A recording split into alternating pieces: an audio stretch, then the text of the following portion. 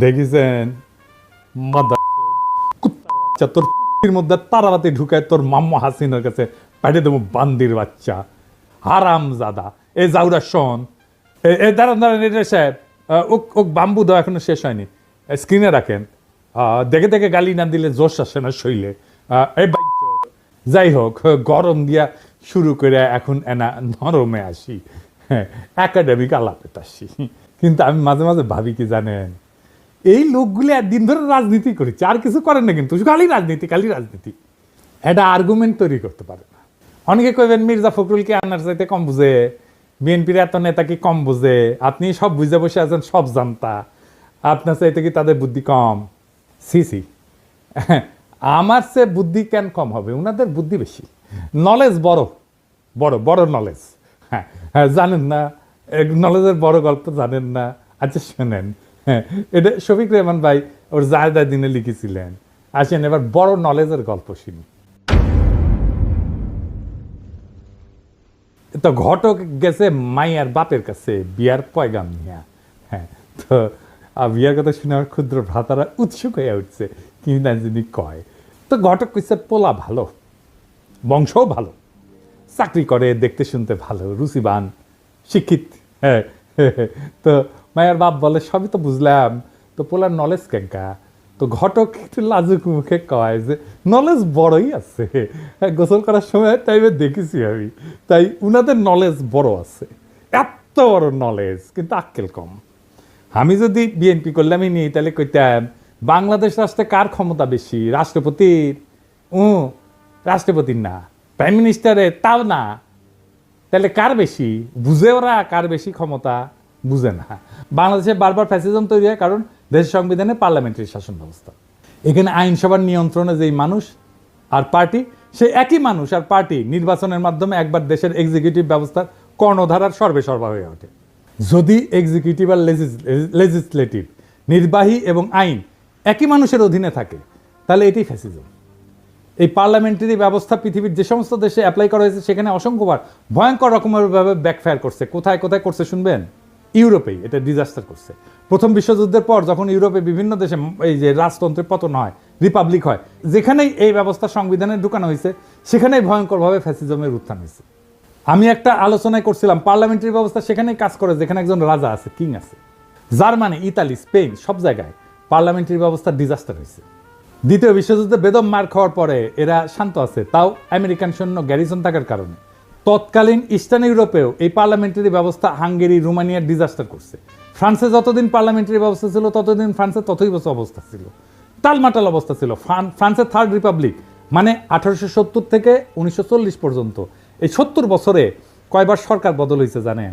শুনবেন 101 বার গড়ে 8 মাসে একটা নতুন সরকার আসতো এরপর ফ্রান্সের চতুর্থ রিপাবলিক 1946 থেকে 1958 এই 12 বছরে কয়টা সরকার আসছে জানেন 21টা সরকার আসছে এই অরাজকতার ফলে বিভিন্ন কারণে 1958 সালে চার্লস দ্য গল ফ্রান্সের নতুন সংবিধান রচনা করে এবং ফ্রান্সে প্রেসিডেন্সিয়াল সরকার ব্যবস্থা রূপান্তরিত হয় এখন কিন্তু এটা পঞ্চম ফ্রেঞ্চ রিপাবলিক একটা রাষ্ট্রে যদি এক্সিকিউটিভ আর আইনসভা একই নির্বাচন দিয়ে নির্বাচিত হয় তাহলে সেটা ইউরোপে যেখানে ইনস্টিটিউশন অনেক স্ট্রং সেখানেই ভয়াবহ ডিজাস্টার করে বাংলাদেশের মতো তৃতীয় বিশ্বের দেশ তো একটা ডিজাস্টার করবেই এটাই স্বাভাবিক আপনারা বসে বসে চায় চায় দেখবেন আপনারা তো জানেন আমার তো কিছু সামান্য হইলে একটু ধারণা আছে তাই না আমার সাথে আলাপ করেছে করেনি আলাপ করবে না আমার সাথে কারণ জানে আমার সাথে আলাপ করতে আসলে 5 মিনিট টিকবে না এগুলো এই কারণে বাংলাদেশের নতুন সংবিধানে এক্সিকিউটিভ নির্বাচন আলাদাভাবে হইতে হবে দেশে এক্সিকিউটিভদের প্রধান হচ্ছে রাষ্ট্রপতি নিজেই সরাসরি জনগণের ভোটে নির্বাচিত হয়ে আসবে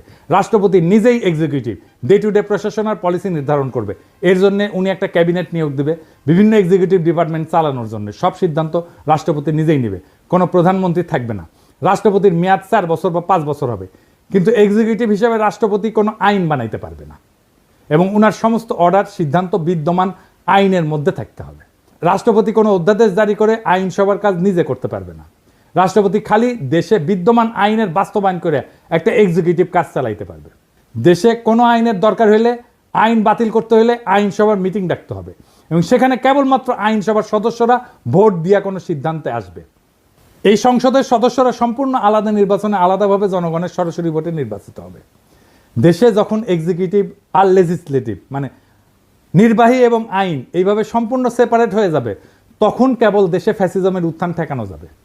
দেশের বাজেট আইনসভা পাশ করবে এবং পার্লামেন্ট রাষ্ট্রপতিকে যেই বাজেট দিবে, রাষ্ট্রপতি সেই বাজেট দিয়ে ওই অর্থ বছরের ব্যয়ভার বহন করবে।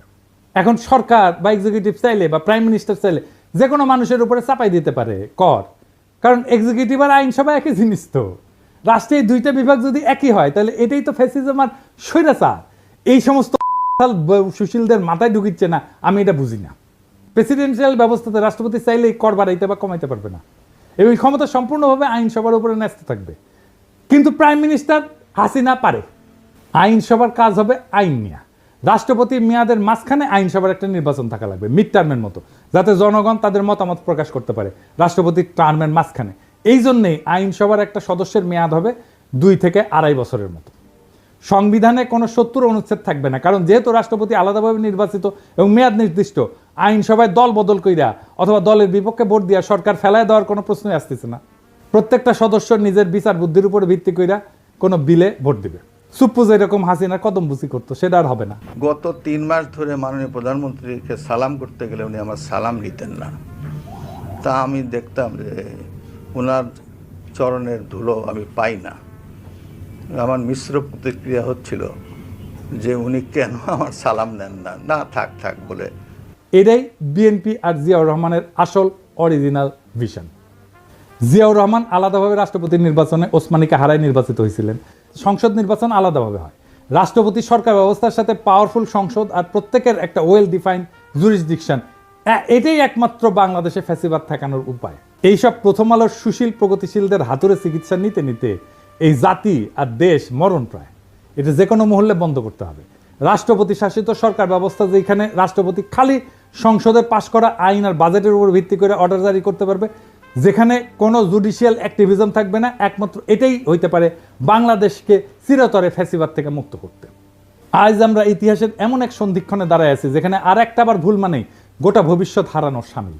আমরা আর সময় দিতে পারি না সেই সব তথাকথিত সংস্কারকদেরকে, যারা শতবার ব্যর্থ হয়েছে তবু আবার তাদের সেই পুরানো ফর্মুলা চাপাই দিতে চায়।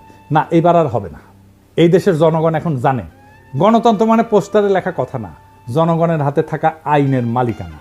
জনগণ এখন বুঝে গেছে বিচার ব্যবস্থা যখন ফ্যাসিবাদের হাতিয়ার হয়ে ওঠে, তখন তার সংস্কার না, প্রয়োজন হয় রূপান্তরের। আমরা চাই না আর একটা হাসিনা, আর একটা বাকশাল, আর একটা মুজিব, আর একটা 72-এর ক্লোন রাষ্ট্র। আমরা চাই এমন এক নতুন শাসন ব্যবস্থা যেখানে আইনসভা, নির্বাহী এবং বিচার ব্যবস্থা পরস্পরকে নিয়ন্ত্রণ করবে। প্রভু না, হবে পর্যালোচক, যেখানে রাষ্ট্রপতি হবে জনগণের সরাসরি ভোটে নির্বাচিত এবং সংসদ হবে মুক্ত বিবেকের মঞ্চ, কোনো নেতার পদচুম্বনের জায়গা না। প্রিয় দেশবাসী, এটাই সেই সময় যখন ইতিহাস তৈরি হয়। প্রশ্ন একটাই, আপনি কি এই ইতিহাস গড়ে ওঠার অংশ হবেন, না এই জাতির আর একটা প্রতারণার সাক্ষী হয়ে থাকবেন? আসেন সুশাসনের জন্য, জবাবদিহিতার জন্য এবং সবচেয়ে গুরুত্বপূর্ণ এই দেশটাকে ভালোবাসার জন্য একটা নতুন সূচনার দাবিতে গর্জে উঠি। এবার আর সংস্কার না, রূপান্তর চাই।